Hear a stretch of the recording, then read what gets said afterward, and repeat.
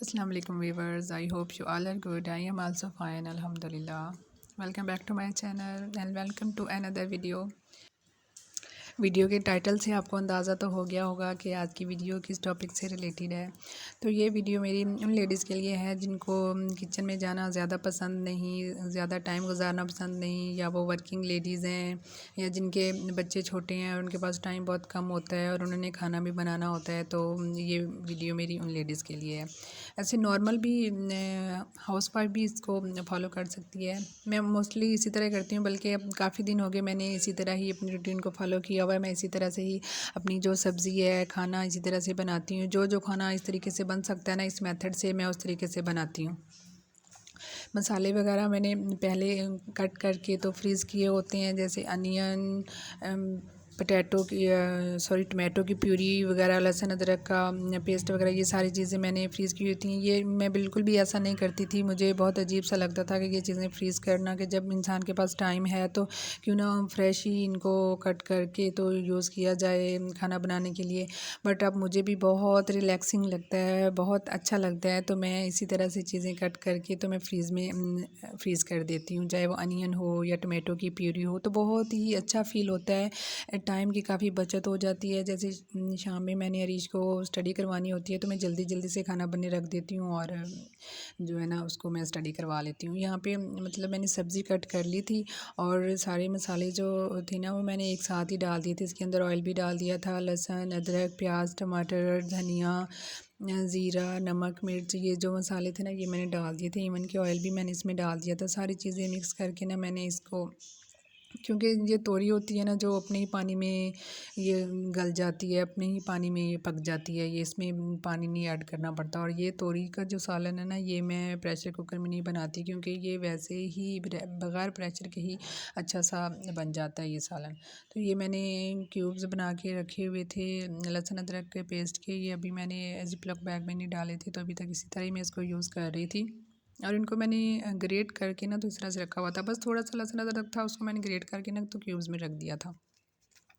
यहाँ पे मैंने सारे मसाले जो थे ना वो डाल दिए थे।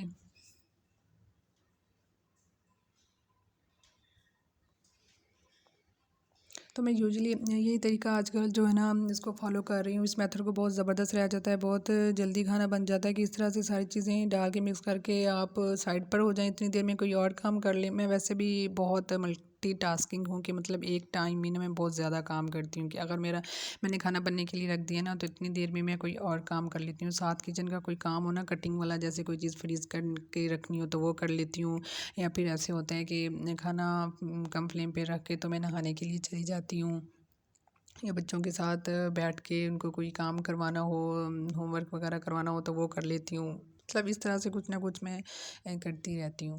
तो ये देखें जी, तकरीबन मैंने इसको 5-5 मिनट के बाद ना देखा था, मतलब कि नीचे लग ना जाए ये, तो ये तकरीबन पूरे 10 मिनट में ना इस तरह से ना तोरी का सालन बन के ना तैयार हो गया था। कोई टेंशन, कोई मसाला भूनने की टेंशन ही नहीं थी कि मसाला भूनना है, पहले मसाला भुने तो वो बहुत ना मसला हो जाता है, गर्मी भी बहुत लगती है और टाइम भी लगता है। तो बस यहाँ पे मैं फ़्राइज़ बना रही थी। आजकल फ़्राइज़ भी नए तरीके से बना रही हूँ, बहुत ज़बरदस्त बनते हैं कि मैं इनको ना बॉयल कर लेती हूँ। बॉयल से ना हाफ़ डन हो जाती हैं ना, फिर ठंडा हो जाते हैं तो इसमें मैं मैदा और बेसन लगा के तो फ्राई कर लेती हूँ। इससे ये होता है कि ज़्यादा ऑयल भी नहीं ऑब्ज़ॉर्ब करते ना, बहुत ज़बरदस्त क्रिस्पी बनते हैं।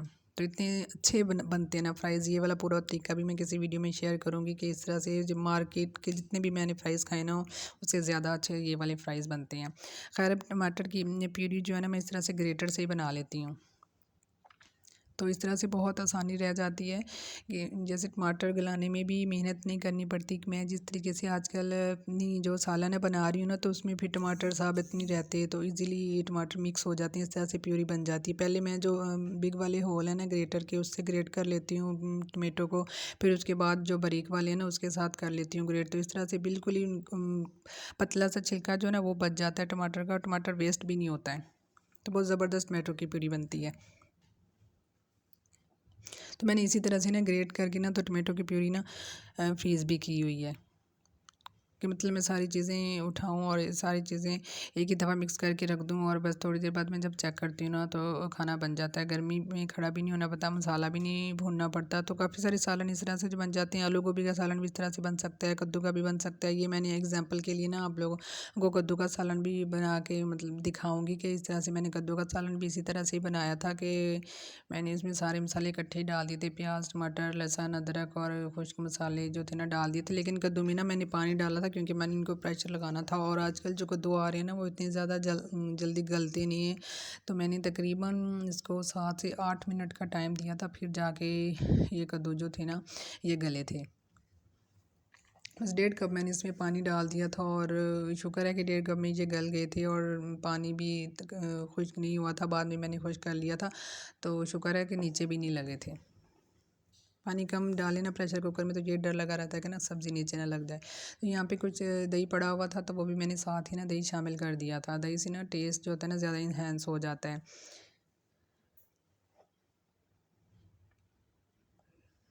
तो दही के लिए मैंने जाग रख ली थी, बाकी दही मैंने इसमें ऐड कर दिया था।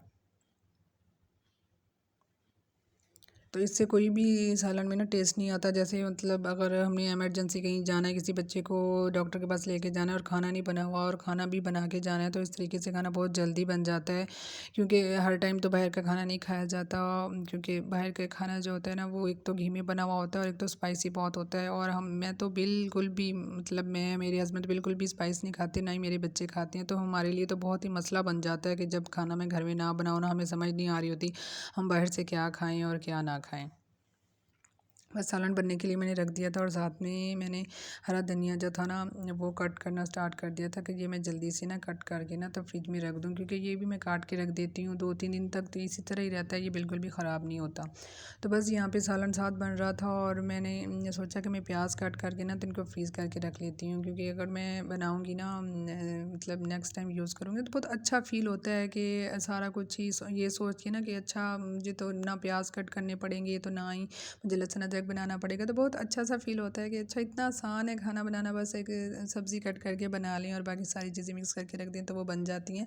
मतलब मैं जब शाम के टाइम ये होता है कि जब मैं दोपहर को खाना नहीं बनाती ना, तो जब शाम को बनाती हूँ तो फिर शाम को मुझे रीच को होमवर्क भी करवाना होता है और मुझे खाना भी बनाना होता है, तो ये 2 काम इकट्ठे हो जाते हैं। तो फिर इसलिए मैंने ना आसानी के लिए ना ये काम करके ना तो मैं रख देती हूँ।